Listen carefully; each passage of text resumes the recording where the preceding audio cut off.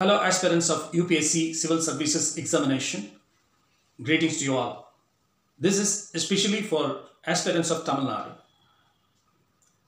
Why there is a consistent decline in the results of UPSC from Tamil Nadu? Based on my close observation, I found that there is a lack of language proficiency among the aspirants of UPSC. Yes, we are going to discuss in detail about the complete depth in and out of especially this compulsory language, English, that is paper B in main examination. Today, you know pretty well about the role of English. It starts with the prelims, mains, and interview. All right. So in prelims especially we have CSAT. Coming to paper 2, in CSAT we have numerical and comprehension, right? So in the segment of comprehension, it's quite essential to understand the comprehension and you have to comprehend well. Here role of vocabulary, the sentence structures, the kind of grammatical ranges, and after which the content comes into picture. So we need to understand things clearly, what exactly is conveyed by the author of that particular message or article or passage, content, whatever it is, and then respond appropriately. So that is coming to prelims. Today we are going to discuss most importantly for this main examination related stuff, the role of English in main examination, especially in paper B and essay. Okay, apart from this mains, what else? We have interview. In the personality test, we have options maybe. Yes, of course, you may use your own regional language. You take the support of regional language translator like interpreter. But the person who is interpreting this, all right, may not be able to catch up exactly what you convey, and it may not be transferred properly to the commission or to the panel. The same way, whatever is the panel expecting from you may not be conveyed to you properly because of maybe lack of vocabulary, the appropriate words translation. These things occur at the time of personality test if you choose a regional language as your choice of kind of interview. Okay, our focus today is on mains, paper B, compulsory paper that you know. How many of you have clarity on the compulsory paper B, English paper? You have a regional language and English paper, compulsory. Regional language, yes, everybody may be a bit familiar with that, understanding part, right? Even that needs kind of no technical understanding. Coming to English only. So Tamil Nadu students, right? இப்போ நம்ம Tamil Nadu students consider பண்ணுவோம். ஏற்கனவே நம்ம பார்த்த மாதிரி ஒரு kind of no day by day means year by year, the institutions who are guiding these aspirants are increasing. Coming to the number of participants through the institutions again are increasing. And how about the performance? How about the results? Why the results are declining? We need to question this ourselves. Okay, so to address this issue only, I've done a special research on this matter. இதில் என்ன பண்ணியிருக்கோன்னா, students வந்து சிலர் 3 years, 4 years, 5 years, 6 years, 7 years, 8 years prepare பண்ணுறவங்களாம் இருக்காங்க, right? ஏன் 8 years ஒரு சப்ஜெக்டில் கன்சிஸ்டண்ட்டாக ரிப்பீட்டடாக ப்ரிப்பேர் பண்ணி கூட ஃபோக்கஸ் பண்ணி கூட அவங்களால கிளியர் பண்ண முடியல? Is there any answer for that? Is it waste, very waste? அப்படியெல்லாம் எதுவுமே கிடையாது. கண்டிப்பாக வந்து சிலபஸ் இஸ் இம்பார்ட்டன்ட். எல்லாருக்குமே தெரியும். யாராவது வேஸ்ட்டாக அன்லிமிட்டடாக எந்த இன்ஸ்டியூஷன்ஸ்லையாவது வேஸ்ட்டாக கொடுக்குறாங்களா? அன்லிமிட்டடாக இருக்குது அப்படின்னு சொல்லி கொடுத்துட்டே இருக்காங்களா? இவ்வளோ தான் கரிக்குலம், இது நடத்தியாச்சு, இது முடிச்சாச்சு, இந்த போர்ஷன் பேப்பர் கம்ப்ளீட் ஆகிடுச்சு, இனிமேல் ப்ரிப்பேர் பண்ணுங்கள், தட்ஸ் இட். அப்போ இருக்கிற சிலபஸ், கமிஷன் என்ன சிலபஸ், யூபிஎஸ்சி என்ன சிலபஸ் கொடுத்துருக்கோ அதை ஃபோக்கஸ் பண்ணால் போதுமானது, ரைட்? ஓகே, இப்போ 1 வருஷம், 2 வருஷம், 3 வருஷம், 4 வருஷம், 5 வருஷம், 5 வருஷமாக ஒரு பர்டிகுலர் பேப்பரை திரும்ப படிச்சுட்டு இருக்கிறவருக்கு அந்த சப்ஜெக்டில் நாலேஜ் போதலைன்னு சொல்ல வர்றீங்களா? அப்போ எவ்வளோ திரும்ப வந்து அந்த சப்ஜெக்டில் டைம் ஸ்பெண்ட் பண்ண ஃபெமிலியாரிட்டி ஜாஸ்தி ஆகுமே.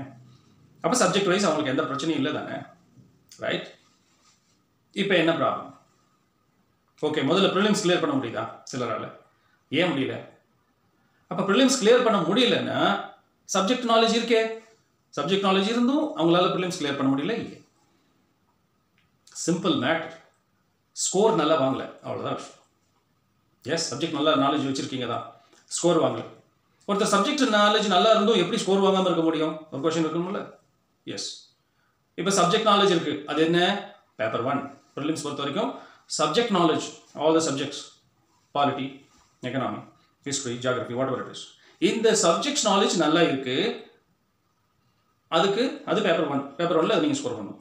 How about paper 2 prelims? அப்போ ப்ரிலிம்ஸ் பேப்பர் 2ல் அகேன் சிசேட் இருக்கு, அது என்னென்னா குவாலிஃபையிங் பேப்பர். உங்கள் பேப்பர் 1ல் இருக்கிற இதெல்லாம் கரெக்ஷன் பண்ணணுமா? ரைட்.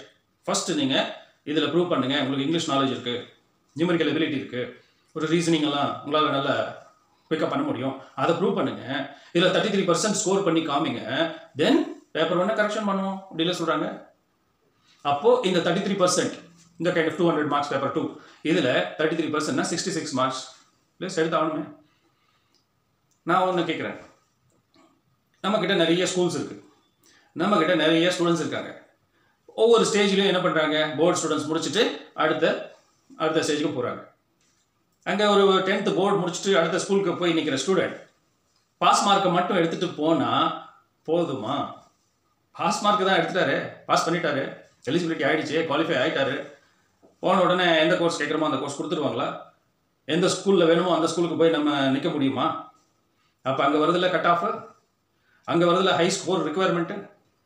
அதுதான் அது என்ன, யூபிஎஸ்சிக்கு வந்தால் மட்டும் நம்ம மினிமம் ஸ்கோர் பிளான் பண்ணுறோம், இவ்வளோ எடுத்திங்கன்னா போதும். இன்வேரியபிளி எந்த ஒரு ஆஸ்பைரண்ட்டை கேளுங்க, இதில் இந்த அளவுக்கு போயிட்டு இருக்குது, எனக்கு இதில் இந்த ஸ்கோருக்கு மேலே தாண்டிடுச்சு, ஓரளவுக்கு மினிமம் வந்துடுச்சு. What is this? Minimum preparation பண்ணி நீங்கள் எப்போ கிளியர் பண்ணி எப்போ கம்ப்ளீட் பண்ணி போகிறது? Who is your competitor? அங்கே வந்து உங்கள் காம்படிட்டர் யார்? உங்கள் காம்படிட்டர் எங்கே இருக்காருன்னா இங்கே இல்லவே இல்லை. உங்கள் காம்படிட்டர் இருக்கிற இடம் கேபிட்டல் ஆஃப் த கண்ட்ரி, டெல்லியில் இருக்கார். அவர் இங்கே கூட சம்டைம்ஸ் வந்துட்டு போயிருக்கலாம், அல்லது இங்கே இருக்கிறவங்க கூட அங்கே போய் உட்காரலாம். அவங்களுடைய பேக்ரவுண்டெல்லாம் பார்த்தீங்கன்னா like city that you know pretty well, ரொம்ப ஹைஃபை மெட்ரோ சிட்டிலேருந்து வந்திருப்பாங்க. அவங்களுடைய kind of raising brought up அது எங்கே இருக்கும்னா அங்கே சிட்டிலேருந்தே வளர்ந்துருப்பாங்க. So language is not a barrier for them. And subject wise பார்த்தீங்கன்னா சிபிஎஸ்சி தான் வந்து பேசிக். அப்போ சிபிஎஸ்சி அதை ப்ரிப்பேர் பண்ணுறாங்க. என்சிஆர்டி தான் அவங்களுடைய ஃபண்டமெண்டல். அவங்க ஸ்கூலில் படிச்சது என்சிஆர்டி, ஹையர் செகண்டரியில் படிச்சது என்சிஆர்டி. இப்போ அவங்க ஈஸியாக வந்து உள்ள ப்ரிப்பரேஷனுக்கு வராங்க. ஸோ அவங்கக்கிட்ட என்சிஆர்டி சப்ஜெக்ட் ஸ்ட்ரென்த்தும் இருக்குது, லாங்குவேஜ் ஸ்ட்ரென்த்தும் இருக்குது. அப்படியே நம்ம ஸ்டேட்டுக்கு வாங்க. நம்ம ஸ்டேட்டோட நிலைமை என்ன? இங்கே நம்ம என்ன என்சிஆர்டி படிச்சுட்டு ஃபுல் அண்ட் ஃபுல் என்சிஆர்டி படிச்சுட்டு வந்திருக்கோமா? இப்போ தான் ரீசெண்ட் பேச்சஸ் அவங்க ஓரளவுக்கு சிபிஎஸ்சியில் படிச்சிருந்தாங்கன்னா அது என்சிஆர்டி எல்லாம் படிச்சிருப்பாங்க. Okay, coming to the language, அவங்களுக்கு ஒரு அட்வான்டேஜ் இருக்குது கைண்ட் ஆஃப் நார்த் இந்தியன் ஸ்டூடெண்ட்ஸ்க்கு. என்னது அட்வான்டேஜ்? ஹிந்தி. எனக்கு ஒரே ஒரு கிளாரிஃபிகேஷன் தேவை, அது இங்கே இருக்கிற இன்ஸ்டிடியூஷன்ஸாக இருக்கட்டும், ரைட், ஸ்டேட் கவர்மெண்ட்டாக இருக்கட்டும், சென்ட்ரல் கவர்மெண்ட்டாக இருக்கட்டும், யூபிஎஸ்சி கமிஷனாகவே இருக்கட்டும், என்னோட கொஸ்டினுக்கு மட்டும் பதில் சொல்லுங்கள். இது வந்து ஒரு கம்பல்சரி பேப்பர் பின்னு வைக்கிறோம், ரைட்? ஓகே, நேஷனல் லாங்குவேஜ், அதனால் நீங்கள் ஒரு இங்கிலீஷ்லையும் ஹிந்திலையும் 2 லாங்குவேஜ்லையும் ஈக்குவலாக வச்சுருக்கீங்க. யார் வேணாலும் அதில் படித்து புரிஞ்சு ஆன்சர் பண்ணலாம். இப்போ மெஜாரிட்டி ஆஃப் த பீப்புள் அவங்க ஹிந்தியை யூஸ் பண்ணுவாங்க. நம்மள மாதிரி சவுத் இந்தியன்ஸ் வந்து mostly we don't prefer Hindi and English தான் நமக்கு இருக்குது. So most of the participants. அப்போது கம்பல்சரி பேப்பர் அப்படின்னு ஒன்று இருக்கே, பி, கம்பல்சரி இங்கிலீஷ் பேப்பர் பின்னு சொல்கிறோம். Compulsory English, see the word, compulsory English paper. Compulsory இங்கிலீஷ்னா இங்கிலீஷ் தெரிஞ்சிருக்கணும், இங்கிலீஷில் நீ எழுதணும், இங்கிலீஷில் ரீடிங் காம்ப்ரிஹென்ஷன் கொடுப்பேன், இங்கிலீஷில் வெர்பு கொடுப்பேன், இங்கிலீஷில் சென்டென்ஸ் பண்ணணும், இங்கிலீஷில் மிஸ்டேக்ஸ் ஐடென்டிஃபை பண்ணணும், எல்லாம் இங்கிலீஷில் தான் கொடுப்பேன், இங்கிலீஷில் தான் டெஸ்ட் பண்ணணும். இதுதான் கம்பல்சரி இங்கிலீஷ், கரெக்ட்னா? இதில் எதுக்கு ஹிந்தியில் மென்ஷனிங் இருக்குது? கம்பல்சரி இங்கிலீஷ் பேப்பரில் everything should be dealt in English only. இதில் எதுக்கு ஹிந்தியில் மென்ஷன் பண்ணியிருக்கீங்க? அப்போ ஒரு டாபிக் கொடுக்குறோம், ஸ்டூடெண்ட்ஸை எழுத சொல்கிறோம், அதை பற்றி ஒரு எஸ்ஏ ஒன்று சின்னதாக ஒரு நோட் எழுத சொல்கிறோன்னு வச்சுக்கோங்க. அது ஏன் ஹிந்தியில் கொடுக்கணும்? சரி, எஸ்ஏ டாபிக் கொடுக்குறீங்க, எஸ்ஏ இங்கிலீஷில் மட்டும்தானே எழுத முடியும். அப்போ எஸ்ஏ இங்கிலீஷில் தான் எழுதணும். இங்கிலீஷ் எஸ்ஏவே ஹிந்தியில் எழுத முடியாது. ஹிந்தியில் எழுத முடியாது. ஆனால் அந்த டாபிக் மட்டும் ஹிந்தியில் கொடுக்கலாமா? எந்த லாங்குவேஜ் எங்கே பயன்படுத்தணும் அங்கே பயன்படுத்தணும்ல. ஸ்கூலில் கூட தான் நமக்கு ரீஜனல் லாங்குவேஜ் இருக்குது, இங்கிலீஷ் இருக்குது, 2 லாங்குவேஜ் இருக்குல்ல. ரீஜனல் லாங்குவேஜ்னா ரீஜனல் லாங்குவேஜில் நான் கம்ப்ளீட்டாக டீல் பண்ணுறோம். இங்கிலீஷ்னு வரும்போது இங்கிலீஷில் தானே கம்ப்ளீட்டாக டீல் பண்ணுறோம். அந்த இங்கிலீஷில் புக்கில் எங்கேயாவது நம்ம ரீஜனல் லாங்குவேஜ் யூஸ் பண்ணுறோமா? இங்கே மட்டும் இந்த டெஸ்ட்டில் பேப்பர் பியில் அண்ட் மெயின் எஸ்ஏவில் கொஸ்டின்ஸ்க்கு எதுக்காக ஹிந்தியில் மென்ஷனிங் இருக்குது? நமக்கு வந்து இங்கிலீஷ் கம்ப்ளீட்டாக அண்டர்ஸ்டாண்ட் பண்ணிக்கிட்டோம், கொடுத்துருக்கிற டைட்டில் வந்து பர்ஃபெக்டாக புரிஞ்சுட்டோம்னா நம்ம அழகாக நம்ம எழுதிடலாம். ஒருவேளை நமக்கு சரியாக புரியலன்னு வச்சுக்கோங்களேன், உங்களால் சரியாக எழுத முடியாது. அதே இங்கிலீஷ்லேயும் கொடுத்து ஓரளவுக்கு தான் இங்கிலீஷில் புரிஞ்சுக்கிட்டாரு, ஆனால் ஹிந்தியில் அந்த டாபிக் என்ன அப்படின்னு கொடுத்துருக்கிறதுனால தெளிவாக புரிஞ்சுப்பாங்க. அப்போ தெளிவாக என்ன எழுதணுங்கிறத புரிஞ்சுட்டு இங்கிலீஷில் அவங்க கரெக்டாக ரிலேட்டடாக எழுதுவாங்க. நமக்கு கொஞ்சம் ஐடியா அங்கே கிளாரிட்டி இல்லைன்னாலும் நம்மளால சரியாக எதிர்பார்த்த அளவுக்கு எழுத முடியாது. That is the problem. இது வந்து commission has to consider this, specially compulsory paper B. In the main examination, compulsory paper B and essay, questions should only be in English. Englishல தான் இருக்கணும். அதில் ஹிந்திலேயோ எனி அதர் லாங்குவேஜிலோ மென்ஷனிங் இருக்கக்கூடாது. இதுதான் fair testing system. இது ஏன் இத்தனை வருஷமாக யாருமே பார்க்கல, அது விஷயமா எதுவும் ப்ரொசீட் பண்ணலையா? That's apart. Now let us come back to this.